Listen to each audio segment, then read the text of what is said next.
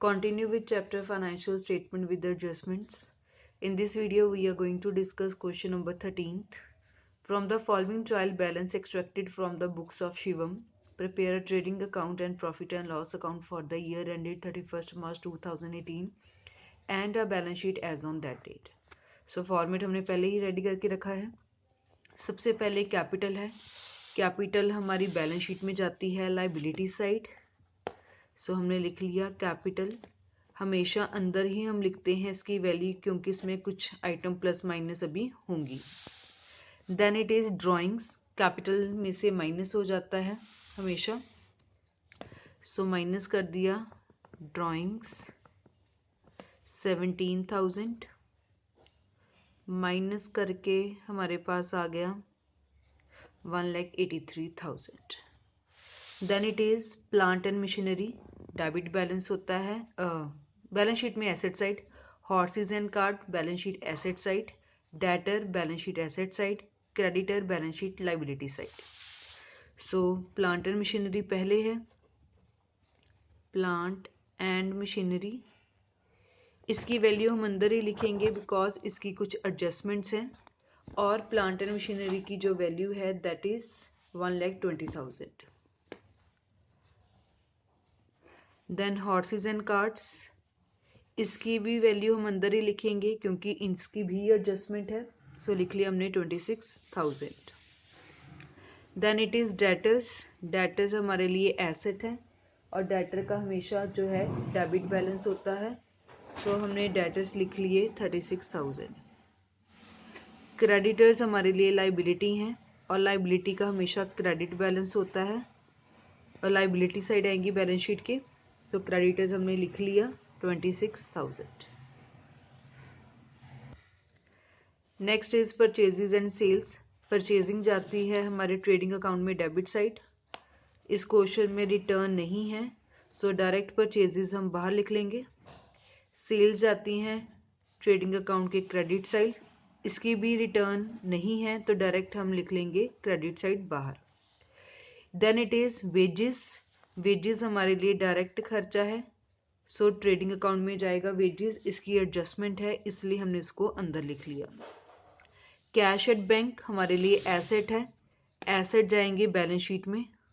Cash at bank amount is 26,000। Then it is salaries. Salaries हमारी जाती हैं profit and loss account में। अब यहाँ हम अपना ट्रेडिंग अकाउंट ख़त्म कर लेते हैं और डेबिट साइड डाल लेंगे salaries that is ₹8,000। Next is repairs. Repairs भी हमारे प्रॉफिट एंड लॉस अकाउंट में ही जाते हैं। इनडायरेक्ट खर्चा है रिपेयर्स। ये भी हमने लिख लिए 1,900। इसके बाद है ओपनिंग स्टॉक। ओपनिंग स्टॉक हमारे ट्रेडिंग अकाउंट में जाता है सो हम ट्रेडिंग अकाउंट में लिख लेंगे opening stock 16,000। Then it is rent. Rent हमारे लिए इनडायरेक्ट खर्चा है P&L में जाएगा और रेंट की एडजस्टमेंट है इसलिए हम इसको अंदर लिख लेंगे। Then it is manufacturing expenses. Direct expense होते हैं ट्रेडिंग अकाउंट में जाएंगे। Manufacturing expenses 1,500। नेक्स्ट है हमारे पास बिल्स पेबल। ये बैलेंस शीट में जाएंगे लाइबिलिटी साइड। सो बिल्स पेबल ये हमने लिख लिए 23,500। देन है हमारे पास बैड डेट्स। ये जाएंगे प्रॉफिट एंड लॉस अकाउंट में डेबिट साइड। कैरेज ये जाएगा ट्रेडिंग अकाउंट में debit side. So bad debts लिख लिया हमने 5,000। इनडायरेक्ट खर्चा P&L में। कैरेज हमारे लिए डायरेक्ट खर्चा है सो जाएगा ट्रेडिंग अकाउंट में।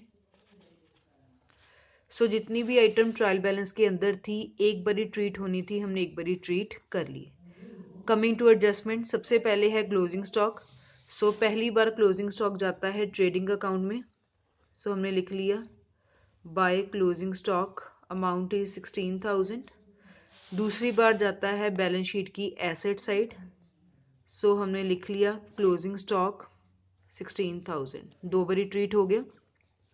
Then it is depreciate plant and machinery 10%, horse and cart 15%। दोनों के ऊपर आपने डेप्रीशिएशन चार्ज करनी है, plant and machinery and horse and cart के ऊपर। सो प्लांट एंड मशीनरी हमारे पास है 1,20,000। इसके ऊपर अगर हम 10% कैलकुलेट करेंगे ए आ जाएगा 12,000। सो माइनस करके आ जाएगा 1,08,000। सो एक बारी डेप्रीशिएशन यहाँ माइनस कर ली और एक बारी हम डेप्रीशिएशन इस प्रॉफिट एंड लॉस अकाउंट में दिखा देंगे। इनडायरेक्ट खर्चा है 12,000। हॉर्स एंड कार्ट के ऊपर 15% है, सो इसकी भी डेप्रीशिएशन यहाँ माइनस कर देंगे। 26,000 के ऊपर 15% करेंगे तो ये आ जाएगा 3,900, माइनस करके हमारे पास आ गया 22,100। सो एक बारी डेप्रीशिएशन यहाँ दिखा दी। सेकंड, प्रॉफिट एंड लॉस में दिखा देंगे depreciation on horses and cart 3,900, 2 बारी ट्रीट हो गया। Then it is law interest on capital 5%। आपने कैपिटल के ऊपर 5% देना है इंटरेस्ट ऑन कैपिटल। सो जब कंपनी इंटरेस्ट ऑन कैपिटल देती है उसके लिए खर्चा है, इनडायरेक्ट खर्चा है। सो एक बारी जाएगा प्रॉफिट एंड लॉस अकाउंट के डेबिट साइड, 2 लाख के ऊपर इंटरेस्ट ऑन हम कैपिटल देंगे, दैट इज 10%, 5%, तो ये आपके पास आ जाएगा 10,000। एक बारी हमने यहाँ लिख लिया, खर्चा है कंपनी के लिए। दूसरी बार पार्टनर को जब, मालिक को जब इंटरेस्ट ऑन कैपिटल मिलता है तो उसके लिए फायदा है, उसकी कैपिटल इंक्रीज हो जाती है, तो यहाँ क्या हो जाएगा प्लस। सो एक बारी P&L में चले गया और एक बारी कैपिटल में प्लस हो गया। Then it is 1,500 is due for wages. Due मतलब आउटस्टैंडिंग है, सो आउटस्टैंडिंग वेजेस हमने प्लस कर दी 500। एक बारी ट्रेडिंग अकाउंट में दिखा दिया और दूसरी बार दिखा देंगे अमाउंट वॉज 1,500, सो यहाँ 95। और दूसरी बार दिखा देंगे बैलेंस शीट की liability side, outstanding wages 1,500। And last is rent of 500 in advance. आपने 500 का रेंट एडवांस में पे कर दिया है, जिसको हम प्रीपेड बोलते हैं, प्रीपेड रेंट। तो इसको हमेशा हम क्या करेंगे, माइनस। सो अमाउंट थी हमारे पास 500 की, सो एक बारी 500 यहाँ माइनस कर लिया और दूसरी बार प्रीपेड है, ये हमारे लिए एसेट होता है। सो बैलेंस शीट की एसेट साइड दिखा दिया प्रीपेड रेंट 500। क्लियर है? सो जितनी भी एडजस्टमेंट्स थी उसको हमने 2 बारी ट्रीट करना था, हमने उसको 2 बारी ट्रीट कर लिया। अब हम प्रॉफिट और लॉस कैलकुलेट करेंगे। सो अगर हम क्रेडिट साइड का टोटल देखें तो ये हमारे पास बन रहा है 58,000। डेबिट साइड हमारे पास कम है, तो हमारे पास ग्रॉस प्रॉफिट आ जाएगा 9,400 माइनस करके, और जिससे डेबिट और क्रेडिट साइड इक्वल होगी। अब ये ग्रॉस प्रॉफिट को हम प्रॉफिट एंड लॉस अकाउंट में ट्रांसफर कर देंगे 9,400।